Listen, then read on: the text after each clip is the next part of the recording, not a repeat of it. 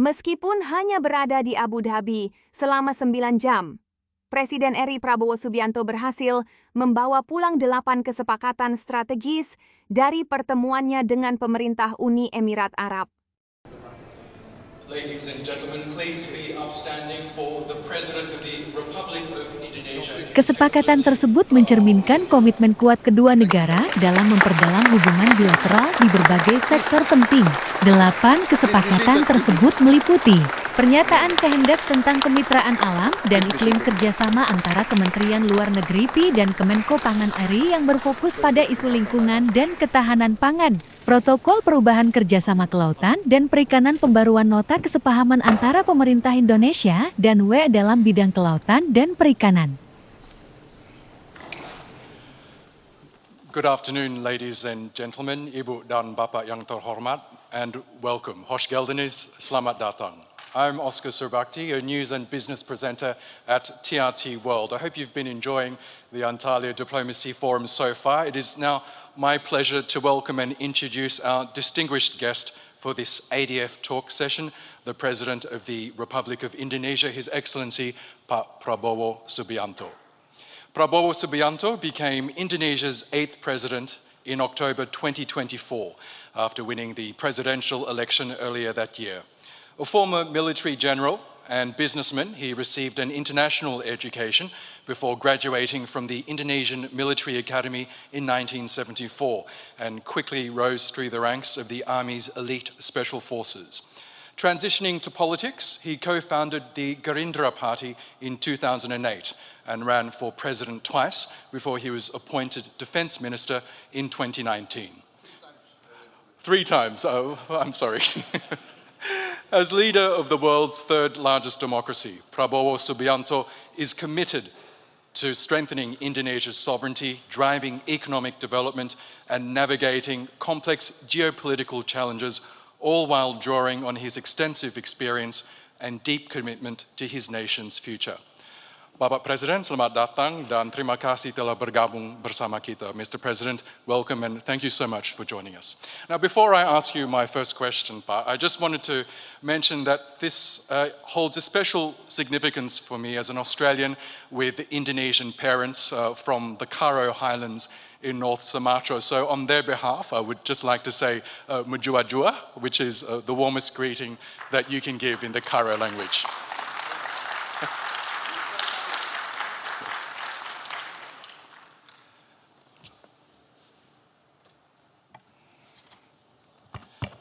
Now, Mr. President, as you know, this year's ADF is held under the theme Reclaiming Diplomacy in a Fragmented World. What does this phrase mean to you exactly in the current global context, and where do you see diplomacy falling short or potentially regaining strength in today's world? Thank you. To be very frank, I tend to be now a bit pessimistic about the success of diplomacy. But I realize that we cannot give up on diplomacy. Why do I say I'm pessimistic? Because what we see now in the reality, the real world, what we are witnessing now is actually the carrying out of the age-old adagium, the age-old, let us say, philosophy of Thucydides, the ancient Greek historian, who said that the strong will do what they can, and the weak will suffer what they must suffer. So this adagium is being played out in front of our eyes. What is happening is might Setelah menyelesaikan kunjungan singkat namun padat di Abu Dhabi, Presiden Prabowo Subianto melanjutkan lawatan kenegaraannya ke negara kedua, yakni Turkiye. Becomes right. Who has the strength? Who has the capacity? Tend to do what they can do.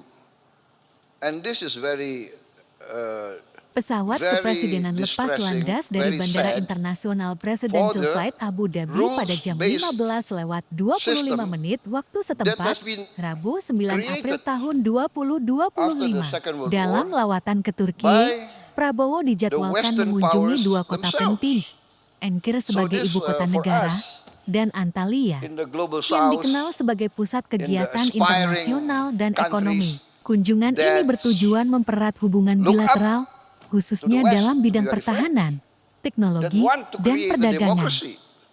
Like the West, we believed in the lessons of the West. We believed in trias politica. We believed in freedom of expression, freedom of speech. As I said, I want to really correct myself. Actually, I ran for president 4 times. I lost 3 times. So what I'm saying is, I believe in democracy. I was a soldier. I was a general. At one time, I commanded the strongest military force in Indonesia. And then I was told to step down. In more direct language, I was fired. But I swore an oath to uphold the Constitution. And the Constitution says very clearly that the President has the supreme power over the armed forces. So when my President asked me to step down, I did not hesitate. I said, yes, sir. So what I'm saying is we believed in democracy. We believed in human rights. We believed in the rules-based order, but now, all of a sudden, we see before our eyes, let us say, what President Erdogan mentioned, innocent children, innocent women, unarmed men being massacred in front of the eyes of the whole world. So, sorry. So, this is what I say. I do believe diplomacy is the only way, the best way. But I tend to be a bit sad. What this means is, now every country has to prepare for the worst. This will take resources from us needed to eradicate poverty and eradicate hunger. Now we have to invest in a strong defense because we don't know what's going to happen next month, next week. So this is a bit saddening, actually. But yeah, if you want to ask me, I say that we have to go through diplomacy.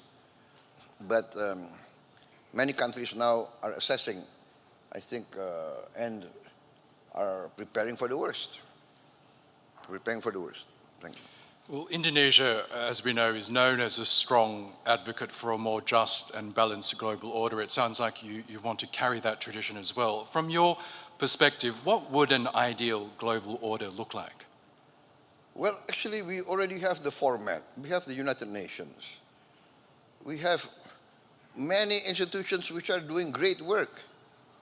The WHO, many, the UNICEF, the FAO, the Food and Agriculture Organization, they're doing very, very great work, overcoming hunger, so we do have a format. Now, for instance, maybe, there are demands that Security Council, the permanent members should be increased to represent the reality of this present world. We have Presiden Republik Indonesia Prabowo Subianto memulai rangkaian kunjungan kenegaraan ke 5 negara kawasan timur, tengah dalam upaya memperkuat kerjasama bilateral dan strategi geopolitik Indonesia. Big countries like India, big countries like Brazil, many countries that represent a big segment of the world population that feel underrepresented in the highest organs of the United Nations. So actually, we already have a good format, and but then we are saddened that this good format that's proven effective, bringing down diseases, saving hundreds of thousands of lives everywhere, is in danger of being abandoned. So I would say let's not reinvent the wheel, build on what has been proven to be good, overcome its shortcomings, improve, build on what has been achieved. That's my outlook, my position. We're also witnessing major shifts in global alignments. For example, the execution of Me First policies, the changing of alliances, multipolarity. How do you interpret these changes, and what lessons should middle powers like Indonesia draw from these evolving patterns? This is very interesting, but Indonesia, by tradition, we have always been non-aligned. In fact, we are the founders of the non-aligned movement, together with India, Egypt, that time Yugoslavia. So we are the first founders of the non-aligned movement, and by tradition, every Indonesian government has to maintain this tradition. Otherwise, we will lose popular support. Our people do not want to be engaged into any alliances or blocs, especially military blocs. So we are by tradition neutral. So, for instance, my philosophy, which I announced early on in my campaign, is an ancient Asian philosophy, an ancient philosophy of the Eastern peoples, of the Asiatic civilizations, which is the philosophy taught to us generations. 1,000 friends too few, one enemy too many. It's a very clear and simple sentence, but very difficult to achieve. 1,000 friends too few, one enemy too many. But this is logical because, for instance, where I come from, Southeast Asia, 50 years ago, we were fighting amongst ourselves. We, neighbors, sending troops to each other's territories, claiming each other's territories. This is South Asia 50 years ago. And then amongst the wise leaders at that certain time, at a certain point in history, the leaders of 5 Southeast Asian countries, right, Singapore, Malaysia, Thailand, Philippines, and came to realize, hey, we have urgent agenda for our people. We have to deal with poverty and hunger. Why do we fight amongst ourselves? And then the idea of ASEAN, Association of Southeast Asian Nations, came, and lo and behold, 50 years, no conflict. We still have differences, but we tend to use diplomacy.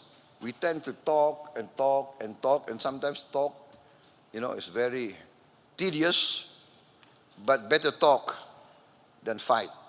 That's our position, And that's the Asian tradition. Presiden RI Prabowo Subianto menyampaikan kritik keras terhadap sikap sejumlah negara yang gencar mengusung isu hak asasi manusia dan demokrasi. Sometimes the talk can go on and on and on, but in the end, there is some sort of interaction, some sort of chemistry, and we tend to think of the common interest. So this is my philosophy also. Prabowo menyoroti ketimpangan sikap negara-negara tersebut. Banyak negara bicara tentang demokrasi, bicara tentang hak asasi manusia. Tetapi pada saat anak-anak dibom, ibu-ibu tidak berdosa dibom. Rakyat Gaza kehilangan semua kehidupan mereka. Banyak negara diam, pura-pura tidak tahu. Tegas Prabowo dikutip dari Anadolu Agency. The good neighbor. I want to be a good neighbor to all my neighbors, and even to the outlying powers, the great powers of the world. I want to be on very good terms. I want to respect all the great powers, as I hope they would respect us. Mr. President, you touched on this a little earlier, but one of the most pressing challenges facing the world today is the humanitarian crisis in Palestine. In your view, what does this reveal about the current state of global leadership and diplomacy? Well, I would like to say that, as I said in my first comments, that the situation in Gaza actually is teaching the world that many of the great powers that espouse great ideals now in the eyes of many in the global south have fallen short, basically. I mean, for instance, many of the Western powers, Western countries, come to Indonesia 30 years ago and come to us always teaching. You must do this, you must do that. Human rights, you're not very good in human rights. You're not too democratic. Always come and teach us. And we follow them. We follow them. And then, now we see that you come to us, you teach us human rights, but when you see flagrant violation of human rights in front every day, every night on television, many of those who come to teach us, they keep quiet. So this is saddening, but it is a waking up. It makes us wake up. Oh, so that's it.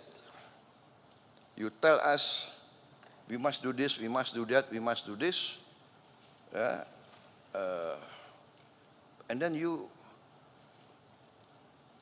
violate, or you keep quiet, or you accept these violations. How can a 6-year-old boy or girl be guilty of anything? How can an armed mother be bombed and lose their house and lose everything? It's I think, something that's very hard to digest, actually. And that's why I try to do what I can. That's why I'm traveling tomorrow. Tonight I go to Cairo. I will consult with President Sisi. Then I'm going to Doha, and I go to Amman, consult with King Abdullah, and then people ask why you are so far away. You are in Indonesia, but I cannot, because my people feel the attack on the innocent people of Gaza, of Palestine, of Lebanon, of Syria, is like attacking them. Indonesia, of course, is majority Muslim, but I feel also that I must contribute. What Dalam lawatannya ke Ankara, Turkiye, Presiden Prabowo Subianto memberikan apresiasi atas posisi tegas Turkiye dalam membela rakyat Palestina. I can.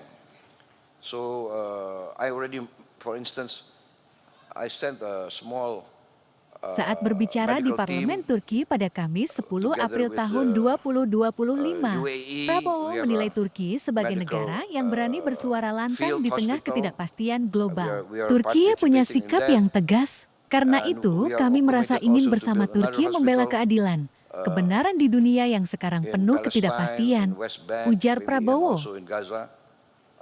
And I've already announced that we are willing to accept wounded civilians that need medical care, also children and young students who have not gone to school for many years. We are willing to give them scholarships. And we already have some Palestinian students already, but not enough, but we are willing to increase that. And of course, after they complete their education and they complete their medical treatment, I mean, they must return to their homeland. So Indonesia, we are trying to convince everybody that the only real solution, a permanent solution, will come only by a two-state solution with an independent Palestine. But I also said that at that time we must also satisfy the concerns of the Israelis. They also must be guaranteed their right for security, their right of existence. I think in the end there should be peaceful collaboration. I think that is the key to a real peace. Yes, and we know that your continued support of the Indonesian hospital in Gaza has been key to providing life-saving medical services in the enclave. Now, if I could turn to the Indo-Pacific region, we know the region is increasingly becoming a stage for great power rivalry, a potential flashpoint. As a leading voice in ASEAN, the Association of Southeast Asian Nations, how does Indonesia plan to manage these tensions while also working with ASEAN to keep the region peaceful and stable? Yes, you know, as many times in many different fora, in many different instances, I said that our only way is engagement. Engagement and mutual respect. So in the end, I always propose collaboration. We have sometimes conflicting territorial claims. This is natural because we have been subjugated to many centuries of foreign domination, of colonialism, of imperialism. Some countries from somewhere came, they seem to like the wealth of some of our regions, and they say, okay, now this is ours. And they put up their flag. You see, so after a long period of struggle against colonialization and imperialism, most of the countries in our region achieved independence. But still, the leftover of those centuries, you know, boundaries which are not clear, etc., they are now the heritage given to us that we have to clear up all this mess. So we succeeded in cooperation with Vietnam. We have, I don't know, several decades of territorial claims and counterclaims, but we have resolved it a few months ago. I'm proposing also to my good friend and my good brother, the Prime Minister of Malaysia, let's solve. Presiden Prabowo Subianto menyatakan bahwa Indonesia siap mengevakuasi warga Palestina yang terluka akibat agresi di Gaza. The outstanding issues that we have with Malaysia, I also proposed joint development with. Dalam pernyataannya di Lanut Halim Perdana Kusuma, Jakarta Timur, Rabu 9 April tahun 2025, Prabowo menyebut evakuasi ini bertujuan memberikan perawatan medis kepada para korban sebelum dipulangkan ke Palestina saat situasi membaik. For instance, the PRC claim historically for thousands of years, Chinese fishermen have fished in those waters. And we claim for thousands of years, Indonesian fishermen have fished in those waters. So I said to the presidency, why don't we have joint development? Let's register how many hundreds of Chinese vessels, how many hundreds of Indonesian vessels, within the framework of the international limitations so that we don't have overfishing. Let's give licenses and everybody benefit. So I told everybody that 100% of zero is zero. So might as well work together in the meantime. And President Xi agreed. In fact, he agreed very fast. I proposed this to the Vietnamese. I proposed this to the Malaysians. So this is my approach. Let us work together to achieve common prosperity. Every race, every country, every religion in the world aspire to the same thing. Life, liberty, the pursuit of happiness. Everybody needs the basics. Prosperity, there is no prosperity without peace. So this is my approach.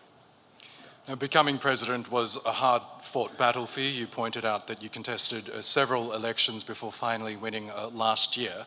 Now that you are leader, what is your vision for Indonesia, a nation of more than 280 million people, highly educated? What do you hope to achieve in your time as president? Number one, I have to safeguard the nation's wealth, our natural resources, our wealth must be safeguarded to protect it and to make it useful for future generations. That's at most, because without the resources, then it's very difficult to achieve prosperity.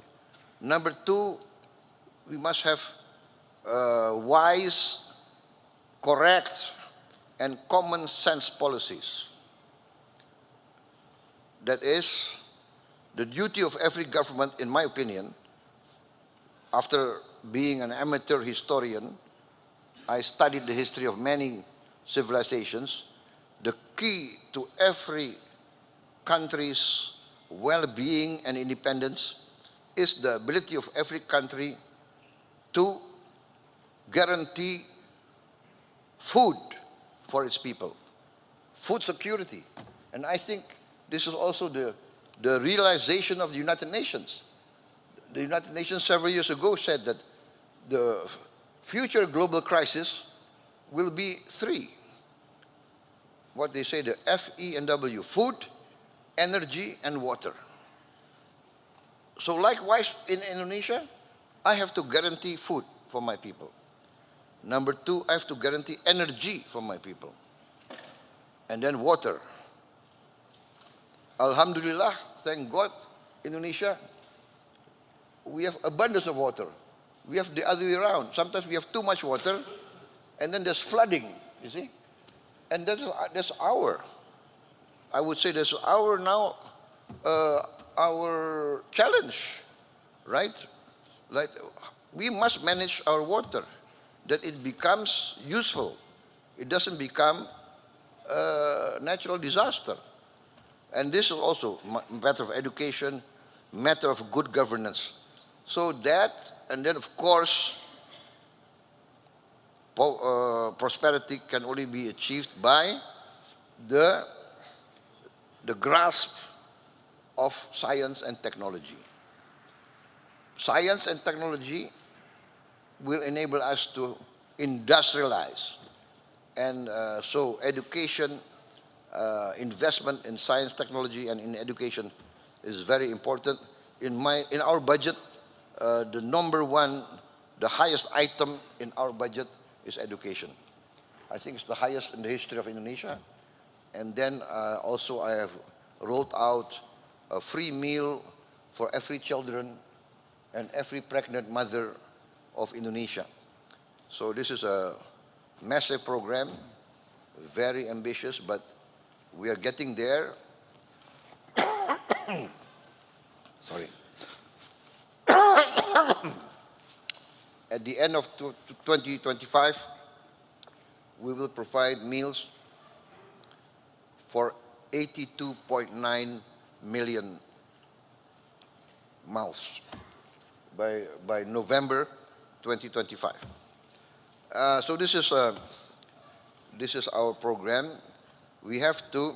I'm very determined to bring down poverty, especially extreme poverty, and I want to eradicate hunger.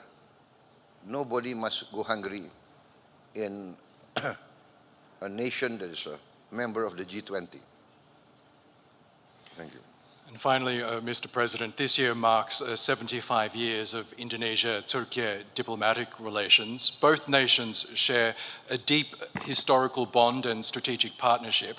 As we look ahead to 2050, which will mark the centenary of this partnership, how do you see that bilateral relationship evolving, especially in addressing shared global challenges?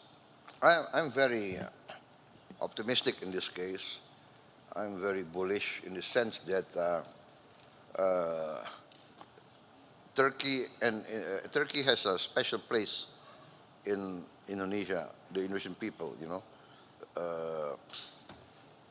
Indonesia being majority Muslim, the Ottoman Empire being at that time accepted as the leader of the Islamic community. Relations go through many centuries. Many parts of Indonesia feel the influence of the Ottomans.